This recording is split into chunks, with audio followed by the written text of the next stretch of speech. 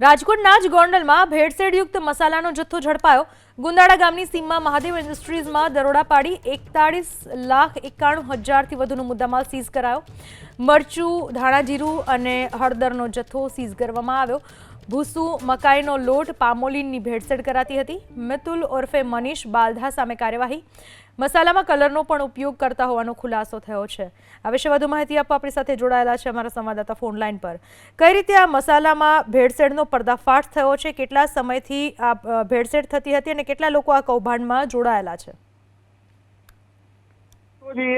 આજે આ કાર્યવાહી કરી છે। એસઓજી પોલીસના અધિકારીઓએ ગોંડલના ગુંદાળા ગામે મહાદેવ ઇન્ડસ્ટ્રીઝ આવેલી છે, જેમાં જેપી મસાલાની ફેક્ટરી છે, તેમાં અલગ અલગ કલરયુક્ત જે જથ્થો ભેળવવામાં આવતો હતો, ભૂસું, ધાણા જીરું અને અલગ અલગ વસ્તુ મસાલાની અંદર જે ભેળવવામાં આવતું હતું। એક તરફ ગોંડલના મસાલા સમગ્ર દેશની અંદર પ્રખ્યાત છે, ત્યારે આવા લેભાગુ તત્વો છે તેમના દ્વારા ભેળસેળ કરી અને ગોંડલના મસાલાઓને બદનામ કરવાનું આખું જે કારખાનું ચાલતું હોય તે પ્રમાણેના દ્રશ્યો સામે આવ્યા છે। ખરેખર જિલ્લાની ફૂડ એન્ડ ડ્રગ્સ વિભાગના અધિકારીઓએ આ કાર્યવાહી કરવાની હોય, પરંતુ પોલીસે આ કાર્યવાહી કરી છે, સારી બાબત કહી શકાય। બીજી તરફ ફૂડ એન્ડ ડ્રગ્સના જે અધિકારીઓ છે તેમને પણ સાથે રાખવામાં આવ્યા છે અને ફૂડ એન્ડ ડ્રગ્સના અધિકારીઓ દ્વારા સેમ્પલ લેવામાં આવ્યા છે, નમૂના લેવામાં આવ્યા છે અને ફેક્ટરીના જે માલિક છે તેની સામે કાયદેસરની કાર્યવાહી અત્યારે હાથ ધરવામાં આવી છે।